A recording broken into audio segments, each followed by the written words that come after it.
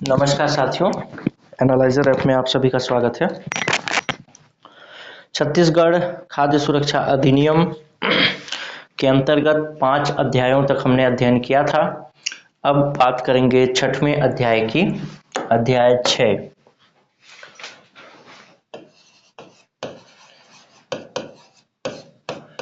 अध्याय 6 में कुल जो धाराओं की संख्या है वो केवल और केवल एक धारा है। अध्याय 6 जो है राज्य सरकार का वित्तीय उत्तरदायित्व की बात करता है, यानी खाद्य सुरक्षा छत्तीसगढ़ खाद्य सुरक्षा अधिनियम 2012 को लागू करने में जो पैसा खर्च होगा उसका वहन राज्य सरकार करेगी। इस विषय में अध्याय 6 पूरी तरीके से बात करता है। और अध्याय 6 के अंतर्गत जो धारा 1 है 14, यानी धारा 14, इसके अंतर्गत विभिन्न उपधाराएं हैं और उन विभिन्न उपधाराओं में प्रावधान दिए गए हैं। 1, 2, 3 ऐसे करके उपधाराएं हैं। तो उसमें प्रावधान दिए गए हैं कि किन किन व्ययों का या फिर किन किन खर्चों का वहन राज्य सरकार करेगी। तो उस पर बात करते हैं धारा 14 के अंतर्गत। तो पहला तो है कि यदि ये अधिनियम लागू किया जाता है, सबसे पहली बात कि ये अधिनियम जब लागू किया जाएगा, उपधारा 1 की बात कर रहा हूं, ये अधिनियम जब लागू किया जाएगा उस समय यदि संसद द्वारा कोई ऐसा योजना चल रहा होगा, संसद यानी केंद्र सरकार की कोई ऐसी योजना चल रही होगी जिसमें कि इससे अधिक राशन उपलब्ध कराने की व्यवस्था हो या इससे अधिक खाद्य सुरक्षा उपलब्ध कराने की व्यवस्था हो, तब राज्य सरकार अधिक वाले भाग को देगी, कम वाले भाग को नहीं देगी। एक उदाहरण से समझते हैं। मान लीजिए जिस समय यह अधिनियम लागू हुआ उस समय केंद्र सरकार की एक योजना थी, जिस केंद्र सरकार की योजना के अंतर्गत 50 किलो प्रति व्यक्ति जो है खाद्यान्न प्रति महीने 2 रुपए प्रति किलो की दर से दिया जाना था। राज्य सरकार ने खाद्य सुरक्षा अधिनियम लागू किया, छत्तीसगढ़ खाद्य सुरक्षा अधिनियम, और उसमें प्रावधान किया कि हम प्रत्येक परिवार को या फिर जो भी अंत्योदय परिवार की बात कर रहे हैं, अभी अंत्योदय की बात कर रहा हूं, अंत्योदय परिवार की। पहला उदाहरण हमने समझा कि 50 किलो 2 रुपए प्रति किलो के दर से केंद्र सरकार ने निर्धारित किया था कि हम एक योजना है जैसे दीनदयाल उपाध्याय अन्न योजना, उस योजना के माध्यम से अंत्योदय परिवार को 50 किलो चावल देंगे 2 रुपए प्रति किलो की दर से। और छत्तीसगढ़ खाद्य सुरक्षा अधिनियम में प्रावधान कर दिया गया कि हम 35 किलो चावल देंगे 3 रुपए प्रति किलो के दर से। तो धारा 14 की उपधारा 1 यही बताता है कि जिसमें खाद्यान्न ज्यादा मिल रहा है वो वाला योजना का लाभ लाभार्थी को मिलेगा। अंत्योदय परिवार कोई है तो उसको, अगर ये 2 चीजें हैं, ये छत्तीसगढ़ खाद्य सुरक्षा अधिनियम के अंतर्गत 35 किलो है और केंद्र सरकार की दीनदयाल अन्न योजना के अंतर्गत 50 किलो है, तो ये 50 किलो वाला उसको सुविधा मिलेगा, न कि 35 किलो वाला। ये तो रही उपधारा 1।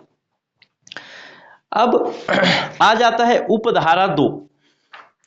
उपधारा 2 ये बताता है कि जिस भी योजना के अंतर्गत उसको लाभ मिल रहा है, यानी खाद्य सुरक्षा अधिनियम के अंतर्गत जो उसको लाभ मिल रहा है, यदि उसके अलावा कोई योजना चल रही है उसमें उसको कम मूल्य पर सामान मिल सकता है तो उसको फॉलो करेंगे। जैसे इस उदाहरण से समझ रहे हैं कि दीनदयाल उपाध्याय अन्न योजना के अंतर्गत 50 किलो मिल रहा है 2 रुपए प्रति किलो के दर से। तो जो प्राइस कम होगा उस प्राइस के हिसाब से सरकार जो है चावल या फिर खाद्यान्न देगी, और जो खाद्यान्न अधिक होगा उस हिसाब से खाद्यान्न देगी। ठीक है, ये चीजें समझ गए होंगे। अब मान लीजिए एक उदाहरण से और समझते हैं। 50 किलो चावल तो मिल रहा है और यहां पे ये है 6 रुपए प्रति किलो मान लीजिए, और 35 रुपए किलो चावल मिल रहा है राज्य सरकार के द्वारा, जो कि 3 रुपए प्रति किलो की दर से। तो चावल उसको कितना मिलेगा, 50 किलो मिलेगा। और मूल्य कौन सा लगेगा, ये वाला, जो कम मूल्य होगा वो उसको देना पड़ेगा, और जो अधिक सामान मिलेगा वो उसको मिलेगा। ये दो धाराएं, दो उपधाराएं, यानी उपधारा 1 और उपधारा 2 मिलकर के यही दोनों बातों को समझाने की कोशिश करते हैं। आइए देखते हैं उपधारा 3। उपधारा 3 क्या कहता है। उपधारा 3 कहता है कि उपधारा 1 और उपधारा 2, यानी ये जो दोनों बातें मैंने बताया, उसके पात्रता या खाद्य पदार्थों के मूल्यों में विद्यमान मापदंड को उपांतित करने के लिए सरकार आवश्यक आदेश निकालेगी, यानी निकाल सकता है या निकालेगी, यानी यही जो मूल्य ऊपर नीचे हो रहा है इसका मेंटेनेंस किस तरीके से होगा उसके लिए सरकार आदेश निकालेगी, राज्य सरकार। उपधारा 4 बताता है कि इसके अंतर्गत जो भी गैप आएगा, यानी जैसे एक व्यक्ति को 50 किलो चावल मिला और 6 रुपए प्रति किलो की दर से, तो कितना हो गया, 300 रुपए किलो, 300 हो गया। और यही 3 रुपए प्रति किलो की दर से मिलता तो कितना होता, 150 रुपए। तो इसके बीच में जो 150 रुपए का गैप आया, यानी 150 रुपए का जो अंतर है, इस अंतर का वहन कौन करेगी, राज्य सरकार करेगी। किसके अनुसार, उपधारा 4 के अनुसार। समझ रहे होंगे आप। तो इस तरीके से 4 उपधाराएं किसमें बताई गई हैं, अध्याय 6 के अंतर्गत धारा 14 में 4 उपधाराएं बताई गई हैं। पहली उपधारा में जो अधिक सामान मिल रहा है, जब अधिक खाद्यान्न मिल रहा है, वो वाला प्रावधान लागू होगा। दूसरी उपधारा में जो कम मूल्य पर मिल रहा है वो लागू होगा। तीसरी उपधारा में जो सरकार इसके लिए नियम या फिर इसके लिए आदेश निकालेगी। और चौथी उपधारा में ये बताया गया है कि जो भी अंतर आएगा मूल्य का, उस मूल्य का वहन राज्य सरकार करेगी। समझ आ गया होगा। आइए अब देखते हैं अध्याय 7।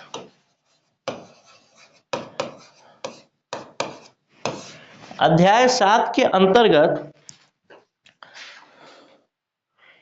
दो धाराएं हैं, धारा 15 और धारा 16। एक एक धारा को समझते हैं, 15 और 16। धारा 15 थोड़ा बड़ा है तो इसको सबसे पहले समझते हैं कि क्या है। धारा 15 जो है, परिवारों तथा विशेष रूप से कमजोर सामाजिक समूहों की पहचान के संबंध में राज्य सरकार के गाइडलाइन निकालने की शक्ति बताता है। यानी परिवारों तथा विशेष रूप से जो कमजोर परिवार हैं, सामाजिक समूह है, कमजोर सामाजिक समूह है, उसके लिए राज्य सरकार नियमावली बना सकेगी, गाइडलाइन निकाल सकेगी, ये उसकी शक्ति है। और ये शक्ति उसको धारा 15 देती है। अब इसके अंतर्गत 3 उपधाराएं हैं, नहीं सॉरी 7 उपधाराएं हैं। अब 7 उपधाराओं को धीरे धीरे समझते हैं। धारा 15 के अंदर पहला उपधारा देखते हैं। पहला उपधारा कहता है कि राज्य सरकार जो है समय समय पर अंत्योदय परिवार या प्राथमिकता वाले परिवार या सामान्य परिवार हेतु मार्गदर्शिका निकालेगी, यानी गाइडलाइन निकालेगी। तो सबसे पहला तो यही हो गया, तो ये आपको समझ में आ गया होगा, लिख भी रहे होंगे आप, उम्मीद करता हूं। दूसरा उपधारा जो कहता है इसी के अंतर्गत, ये तो पहला उपधारा हो गया। दूसरा उपधारा क्या कहता है, दूसरा उपधारा कहता है कि जो विशेष कमजोर सामाजिक समूह है उनकी पहचान के लिए भी मार्गदर्शिका निकाला जाएगा, यानी गाइडलाइन निकाला जाएगा। तो 2 लोगों के लिए बात हो गई, एक तो सामान्य परिवार अंत्योदय परिवार के लिए धारा 15 की उपधारा 1 के अनुसार गाइडलाइन निकाला जाएगा। विशेष रूप से विशेष कमजोर सामाजिक समूह की पहचान के लिए उपधारा 2 के अनुसार गाइडलाइन निकाला जाएगा। अब देखते हैं उपधारा 3, और उपधारा 3 से पहले कुछ और चीजें देखते हैं। ये प्रावधान आपसे में भी पूछे जा सकते हैं, तो इसको आप लिख लीजिएगा।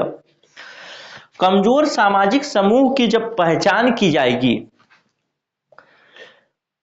कमजोर सामाजिक समूह की जब भी पहचान की जाएगी, तो वैसी स्थिति में सरकार विभिन्न चीजों का ध्यान रखेगी। जैसे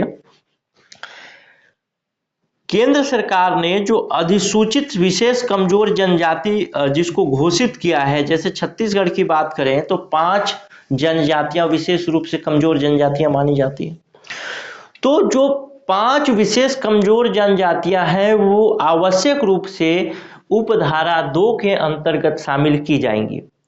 यानी केंद्र सरकार ने, संसद ने जिन सामाजिक समूह को अनुसूचित विशेष कमजोर जनजाति के रूप में अधिसूचित किया है वो आवश्यक रूप से कमजोर सामाजिक, विशेष रूप से कमजोर सामाजिक समूह के अंतर्गत आएंगी।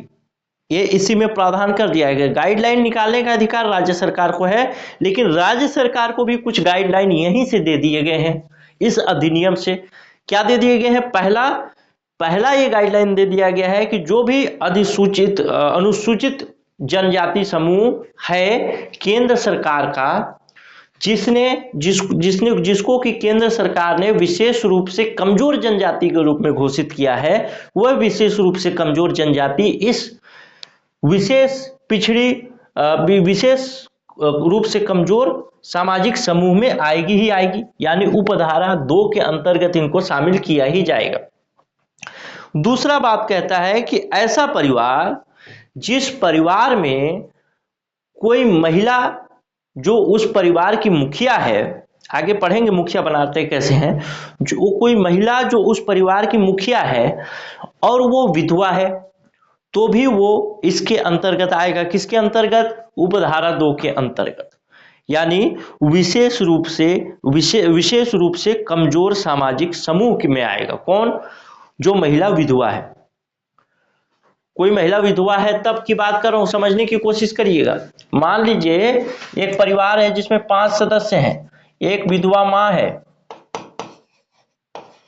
इसकी उम्र सबसे ज्यादा है, जाहिर सी बात होगी, तो यही परिवार की मुखिया मानी जाएगी।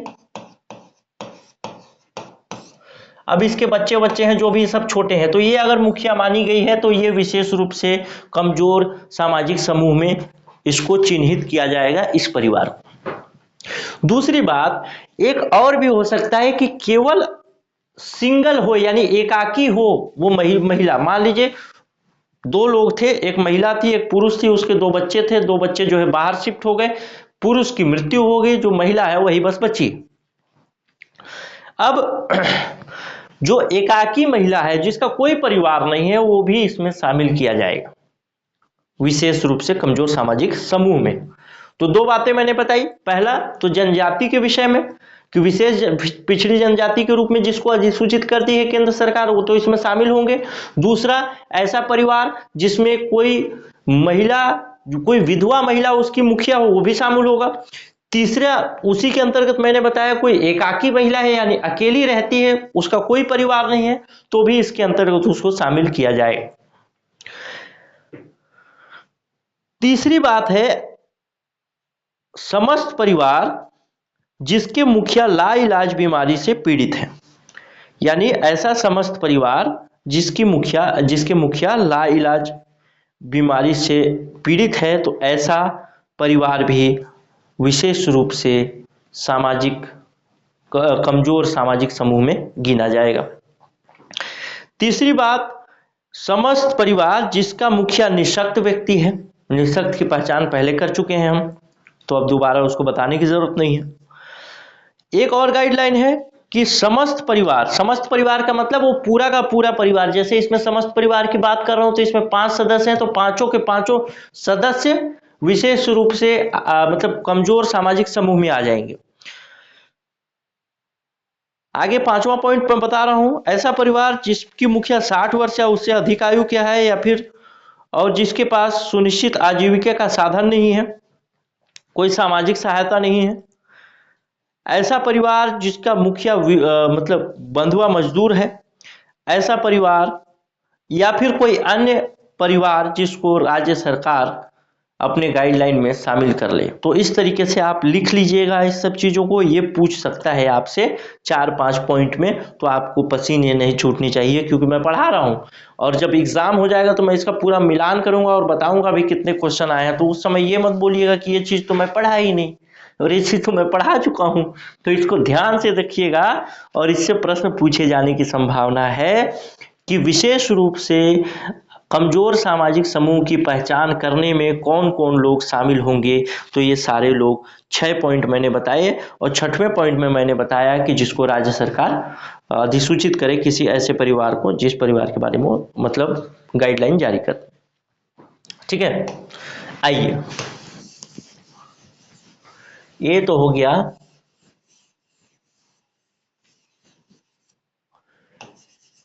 उपधारा 2 तक बात होगी।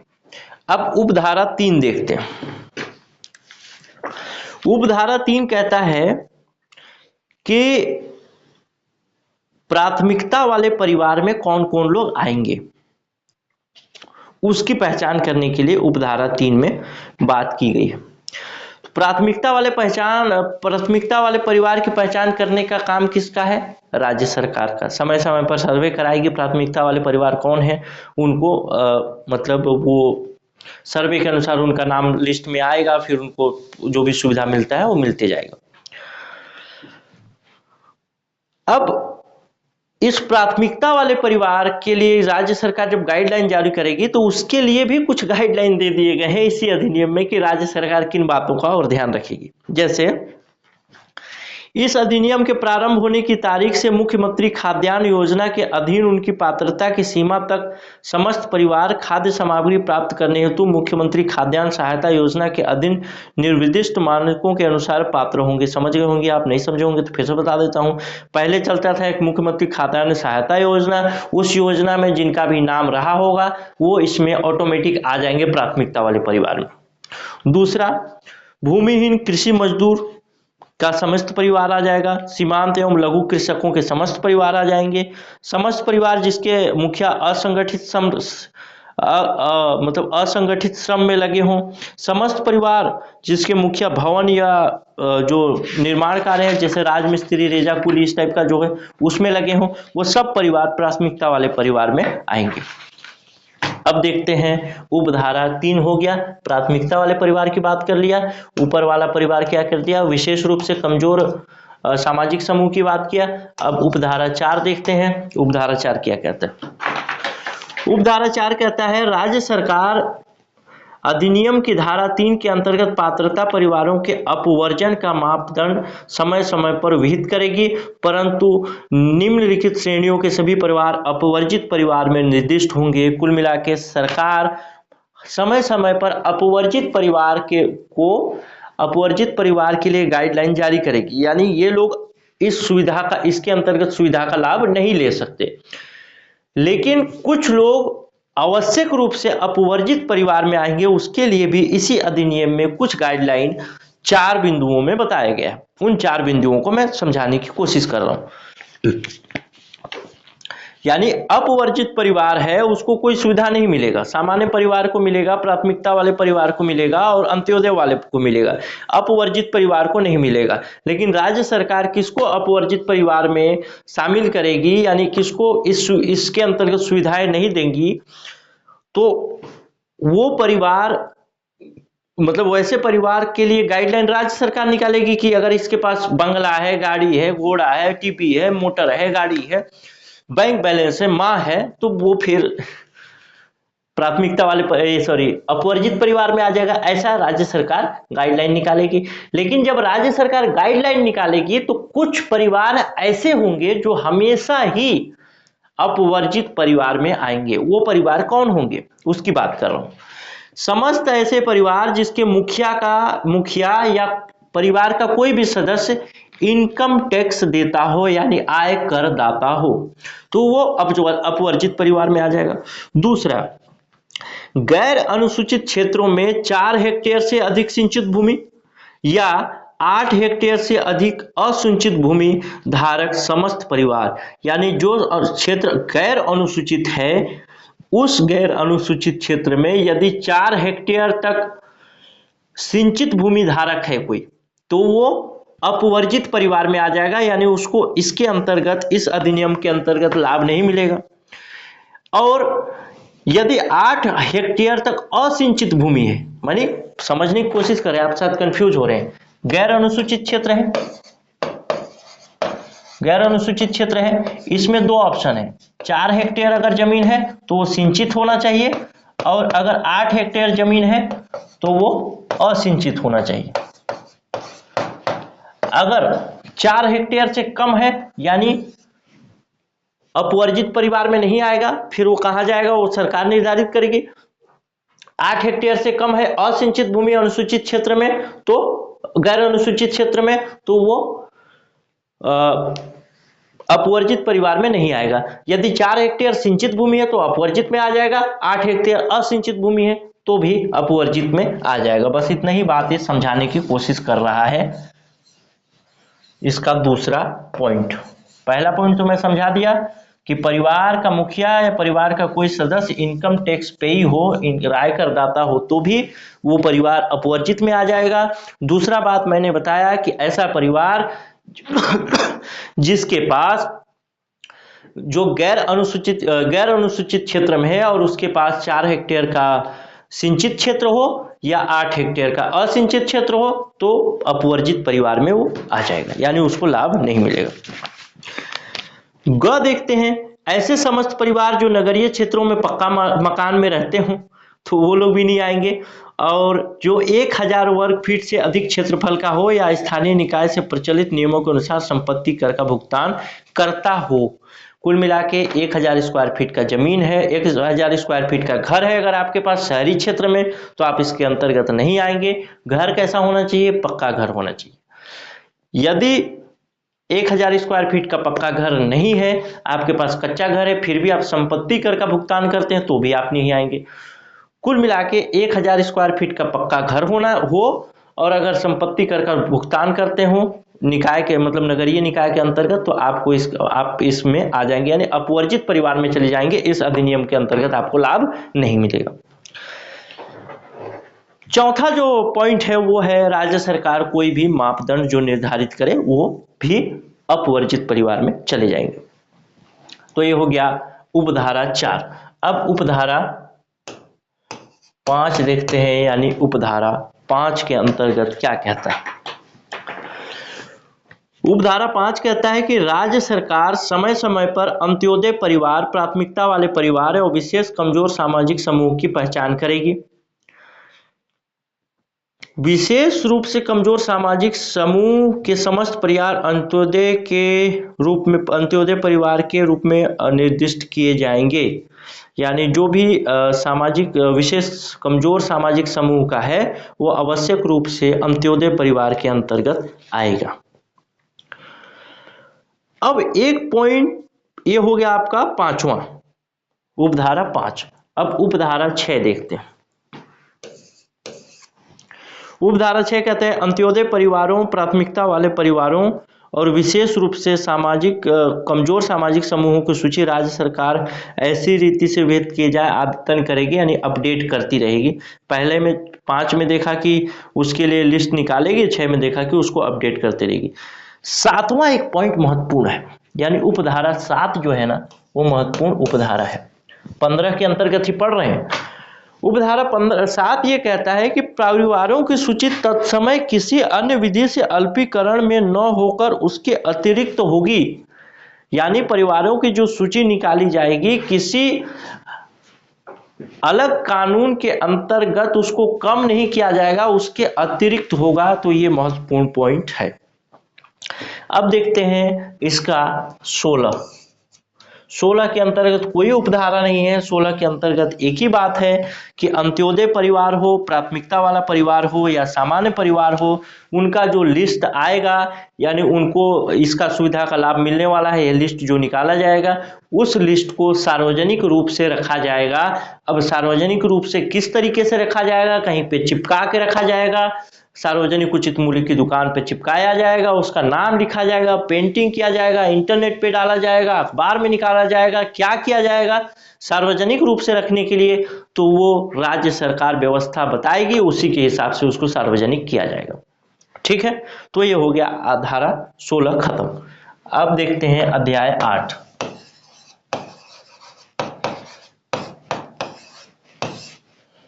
के अंतर्गत धारा 17 जो कि अध्याय 8 महिला सशक्तिकरण से है, तो इसके अंतर्गत एक ही धारा है, धारा 17। धारा 17 क्या बताता है, पहले भी बता चुका हूँ राष्ट्रीय खाद्य सुरक्षा अधिनियम में इस बात को, लेकिन दोबारा इसमें आया है तो मैं बता दे रहा हूँ, आपको जरूर रिकॉल हो जाएगा, पहले आपने देखा होगा।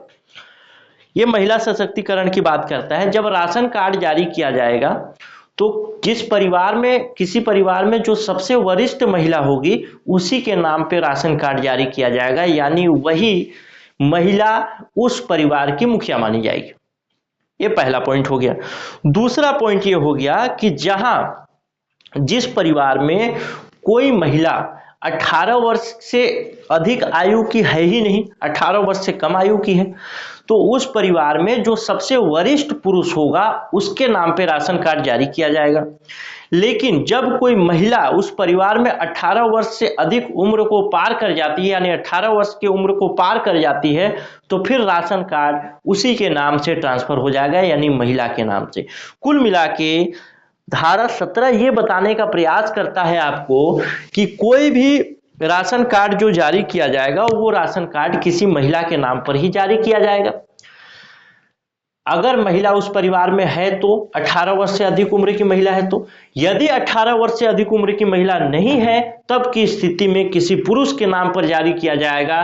लेकिन जैसे ही उस परिवार में कोई महिला 18 वर्ष की उम्र को पार कर जाती है तो फिर वो कार्ड महिला के नाम पर ट्रांसफर हो जाएगा, यानी वही महिला उसकी मुखिया हो जाएगी उस परिवार की। तो ये था धारा 17।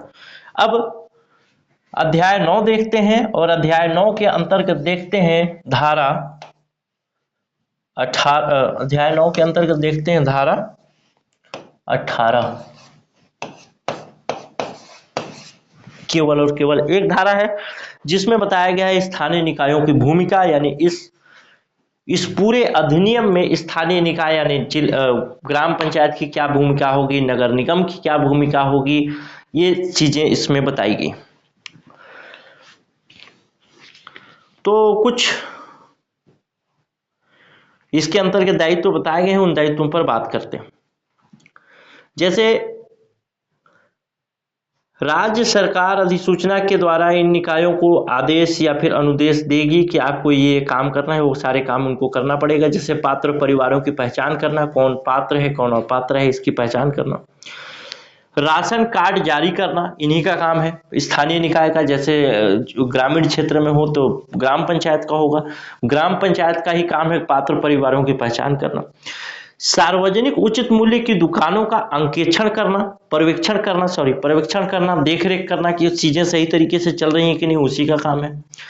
उसके बाद इसी अधिनियम में एक धारा 23 है जिसमें सामाजिक अंकेक्षण की बात की गई है, यानी सोशल ऑडिट की बात की गई है। तो सोशल ऑडिट करना भी किसका काम है, इसी स्थानीय निकाय का, जैसे ग्रामीण क्षेत्र में ग्राम पंचायत मैंने बताया।